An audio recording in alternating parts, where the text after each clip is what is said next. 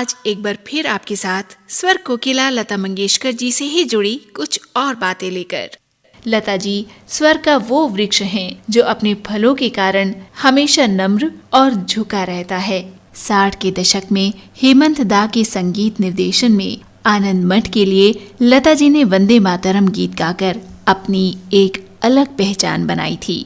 7 दशकों से अधिक के अपने संगीत में सफर में लता जी ने अपने बनाए मानदंडों के साथ कभी समझौता नहीं किया। अश्लील गीतों से गुरेज उन्हें आज ही नहीं बल्कि करियर के शुरुआती दौर से रहा। कई बार तो उन्होंने गीत के बोल ही बदलवा दिए।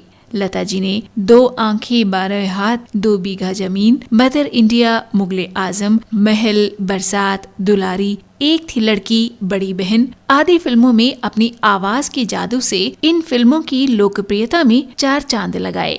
फिल्म नागिन में बीन की धुन पर लता जी का गाया गाना मन डोले मेरा तन डोले आज भी पसंद किया जाता है। लता जी ने युगल गीत भी बहुत खूबी के साथ गाए हैं। मन्ना डे, मोहम्मद रफी, किशोर कुमार, महेंद्र कपूर, मुकेश आदि के साथ ही दिग्गज शास्त्रीय गायकों पंडित जसराज, पंडित भीमसेन जोशी के साथ भी मनोहारी गीत गाए हैं। गजल के बादशाह जगजीत सिंह के साथ लता जी की एल्बम सजदा ने लोकप्रियता की बुलंदियों को छुआ।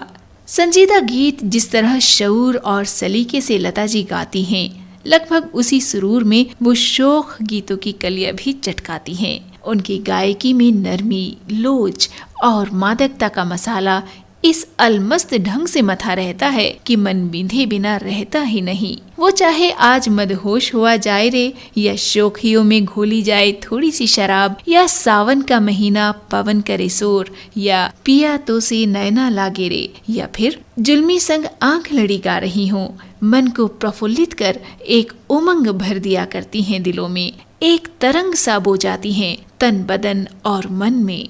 ढेरों गीतों में जब लता जी अपनी गायकी से तनाव की तार बुनती हैं तो उनका तेवर और भी तल्ख हो जाता है, ऐसे जैसे तनाव का तंबू तन जाए।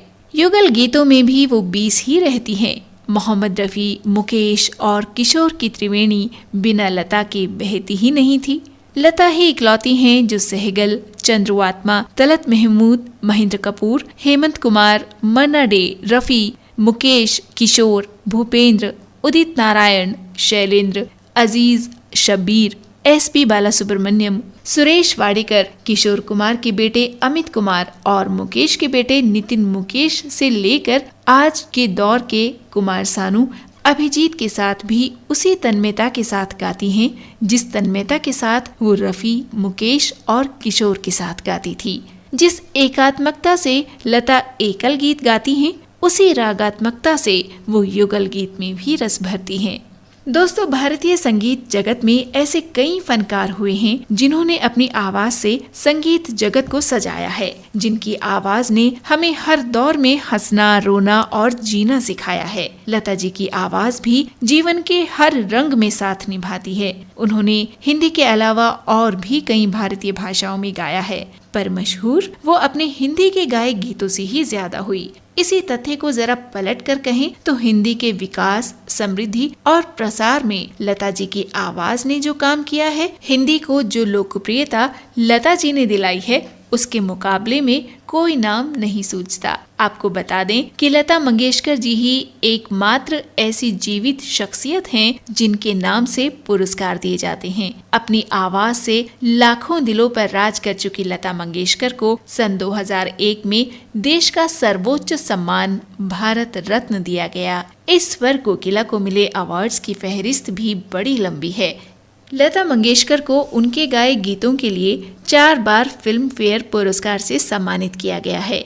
सबसे पहले वर्ष 1958 में प्रदर्शित फिल्म मधुमती के गीत आजा रे परदेसी के लिए सर्वश्रेष्ठ पार्श्व गायिका का फिल्म फेयर पुरस्कार दिया गया था। इसके बाद वर्ष 1962 में फिल्म 20 साल बाद के गाने कहीं दीप जले कहीं दिल, वर्ष 1965 में फिल्म खानदान के तुम ही मेरे मंदिर तुम ही मेरी पूजा और वर्ष 1969 में फिल्म जीने की राह के गाने आप मुझे अच्छे लगने लगे के लिए भी लता मंगेशकर फिल्म फेयर पुरस्कार से सम्मानित की गई। लता मंगेशकर ने आनंद गान बैनर तले फिल्मों का निर्माण भी किया है और संगीत भी दिया है। संगीत की उपासना करने वाली लता मंगेशकर जी रिकॉर्डिंग के लिए जाने से पहले कमरे के बाहर अपनी चप्पलें उतारती हैं और हमेशा नंगे पांव ही गाना गाती हैं।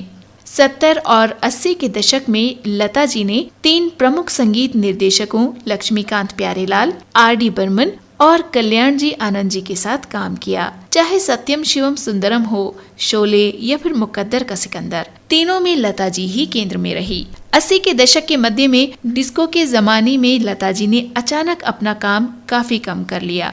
हालांकि राम तेरी गंगा मैली के गाने हिट हो गए थे। दशक का अंत होते होते उनके गाए हुए चांदनी और मैंने प्यार किया के रोमांस भरे गाने फिर से आ गए थे। तब से लता जी ने अपने आप को बड़े और अच्छे बैनरों के साथ ही जोड़े रखा। ये बैनर रहे R.K. फिल्म्स, राजश्री और यश चोपड़ा।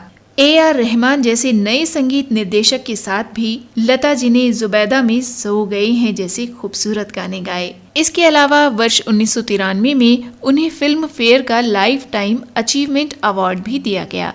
इसके साथ ही वर्ष 1994 में लता मंगेशकर फिल्म हम आपके हैं कौन के गाने दीदी तेरा देवर दीवाना के लिए फिल्म फेयर के विशेष पुरस्कार से सम्मानित की गई। लता मंगेशकर को उनके गाए गीत के लिए वर्ष 1972 में फिल्म परिचय और वर्ष 1990 में फिल्म लेकिन के लिए नेशनल अवार्ड से सम्मानित किया गया। महाराष्ट्र सरकार ने 1966 और 1967 में महाराष्ट्र सरकार पुरस्कार से नवाजा। इसके अलावा लता मंगेशकर को वर्ष 1969 में पद्म भूषण, 1997 में राजीव गांधी सम्मान, 1999 में पद्म विभूषण जैसे कई सम्मान प्राप्त हो चुके हैं।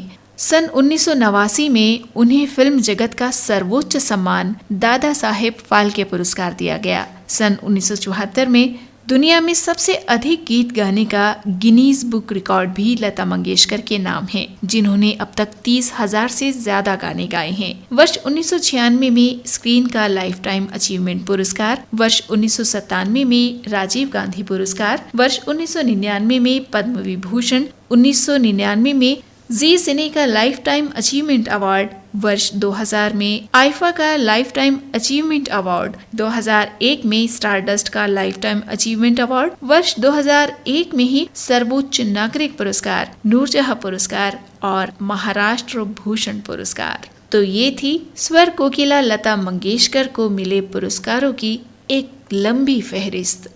मेलोडी क्वीन लता मंगेशकर से जुड़ी ये सभी बातें जानकर आपको कैसा लगा, हमें जरूर बताइएगा अपने कमेंट्स के साथ। चैनल को सब्सक्राइब भी कीजिएगा ताकि आपका और हमारा ये डिजिटल साथ यूं ही बना रहे।